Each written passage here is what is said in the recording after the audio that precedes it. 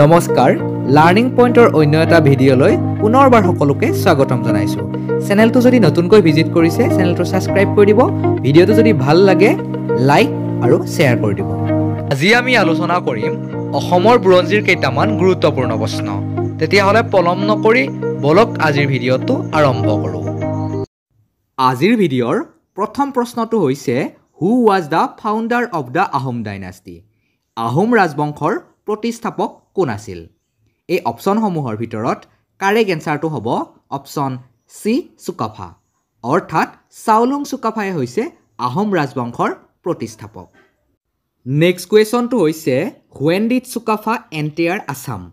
চুকাফাই কেতিয়া অসমত প্ৰৱেশ কৰিছিল? এই অপশ্যনসমূহৰ ভিতৰত কাৰেক্ট এনচাৰটো হ'ব অপশ্যন এ 1228 চনত। নেক্সট কুৱেশ্যনটো হৈছে হুৱেন ডিড চুকাফা ডাই? চুকাফাৰ কেতিয়া মৃত্যু হৈছিল? এই অপশ্যনসমূহৰ ভিতৰত কাৰেক্ট এনচাৰটো হ'ব অপশ্যন চি 1268 চনত। নেক্সট কুৱেশ্যনটো হৈছে what is the name of the first Ahom king to receive the title of Swarganarayan? প্ৰথম স্বৰ্গনাৰায়ণ উপাধি লাভ কৰা আহোম ৰজাজনৰ নাম কি? এই অপশ্যনসমূহৰ ভিতৰত কাৰেক্ট এনচাৰটো হ'ব অপশ্যন বি চুহুংমুং, অৰ্থাৎ চুহুংমুঙে হৈছে প্ৰথম আহোম ৰজা যিগৰাকীয়ে প্ৰথমে স্বৰ্গনাৰায়ণ উপাধি লাভ কৰিছিল। নেক্সট কুৱেশ্যনটো হৈছে হু ইন্ট্ৰডিউচ দ্য পাইক ছিষ্টেম? কোনে পাইক ব্যৱস্থাৰ প্ৰৱৰ্তন কৰিছিল? এই অপশ্যনসমূহৰ ভিতৰত কাৰেক্ট এনচাৰটো হ'ব অপশ্যন ডি মোমাই তামুলী, অৰ্থাৎ মোমাই তামুলীয়ে পাইক ব্যৱস্থাৰ প্ৰৱৰ্তন কৰিছিল। নেক্সট কুৱেশ্যনটো হৈছে who created the terms Borbarua and Borphukan? কোনে বৰবৰুৱা আৰু বৰফুকন পদৰ সৃষ্টি কৰিছিল?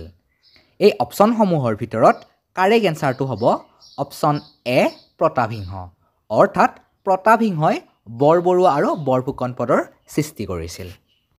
নেক্সট কুৱেশ্যনটো হৈছে which Ahom king is known as Bamuni Konwar?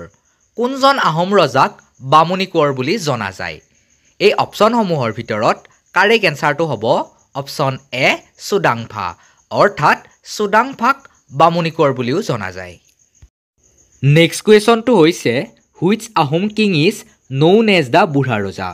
কোনজন আহোম ৰজাক বুঢ়া ৰজা বুলি জনা যায়? এই অপশ্যনসমূহৰ ভিতৰত কাৰেক্ট এনচাৰটো হ'ব অপশ্যন ডি চুচেংফা, অৰ্থাৎ চুচেংফাক বুঢ়া ৰজা বুলিও জনা যায়। নেক্সট কুৱেশ্যনটো হৈছে which Ahom king is known as Bhaga Raja? কোনজন আহোম ৰজাক ভগা ৰজা বুলি জনা যায়? এই অপশ্যনসমূহৰ ভিতৰত কাৰেক্ট এনচাৰটো হ'ব অপশ্যন চি চুৰামফা, অৰ্থাৎ চুৰামফাক ভগা ৰজা বুলিও জনা যায়। নেক্সট কুৱেশ্যনটো হৈছে which Ahom king was the first to convert to Hinduism? কোনজন আহোম ৰজাই প্ৰথম হিন্দু ধৰ্ম গ্ৰহণ কৰিছিল? এই অপশ্যনসমূহৰ ভিতৰত কাৰেক্ট এনচাৰটো হ'ব অপশ্যন এ জয়ধ্বজ সিংহ, অৰ্থাৎ জয়ধ্বজ সিংহই হৈছে প্ৰথম আহোম ৰজা যিগৰাকীয়ে প্ৰথম হিন্দু ধৰ্ম গ্ৰহণ কৰিছিল। নেক্সট কুৱেশ্যনটো হৈছে when was the treaty of Ghilajhari Ghat signed? ঘিলাঝাৰী ঘাটৰ সন্ধি কেতিয়া স্বাক্ষৰিত হৈছিল? এই অপশ্যনসমূহৰ ভিতৰত কাৰেক্ট এনচাৰটো হ'ব অপশ্যন চি 1663 চনত। নেক্সট কুৱেশ্যনটো হৈছে who was the Ahom king during the battle of Itakhuli? ইটাখুলিৰ যুদ্ধৰ সময়ত আহোম ৰজা কোন আছিল? এই অপশ্যনসমূহৰ ভিতৰত কাৰেক্ট এনচাৰটো হ'ব অপশ্যন বি গদাধৰ সিংহ, অৰ্থাৎ ইটাখুলিৰ যুদ্ধৰ সময়ত আহোম ৰজা আছিল গদাধৰ সিংহ। নেক্সট কুৱেশ্যনটো হৈছে during the reign of which Ahom king was the post of Sadiyakhowa Gohain created? কোনজন আহোম ৰজাৰ দিনত শদিয়াখোৱা গোহাঁই পদৰ সৃষ্টি কৰা হৈছিল?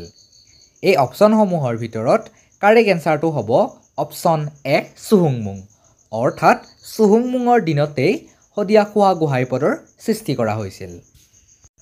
নেক্সট কুৱেশ্যনটো হৈছে the first Moamoria rebellion took place during the reign of which Ahom king? প্ৰথম মোৱামৰীয়া বিদ্ৰোহ কোনজন আহোম ৰজাৰ দিনত হৈছিল?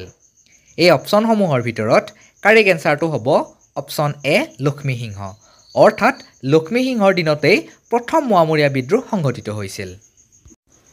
নেক্সট কুৱেশ্যনটো হৈছে which Ahom king shifted his capital from Sivasagar to Jorhat? কোনজন আহোম ৰজাই শিৱসাগৰৰ পৰা যোৰহাটলৈ ৰাজধানী স্থানান্তৰ কৰিছিল? এই অপশ্যনসমূহৰ ভিতৰত কাৰেক্ট এনচাৰটো হ'ব অপশ্যন এ গৌৰীনাথ সিংহ। অৰ্থাৎ গৌৰীনাথ সিংহই নিজ ৰাজধানী শিৱসাগৰৰ পৰা যোৰহাটলৈ স্থানান্তৰ কৰিছিল। নেক্সট কুৱেশ্যনটো হৈছে which Ahom king is known as Buddhi Swarganarayan?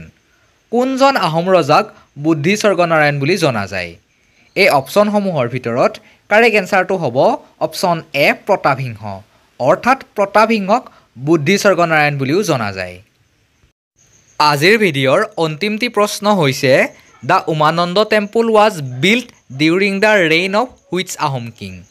Umananda মন্দিৰ কোনজন আহোম ৰজাৰ দিনত নিৰ্মাণ কৰা হৈছিল?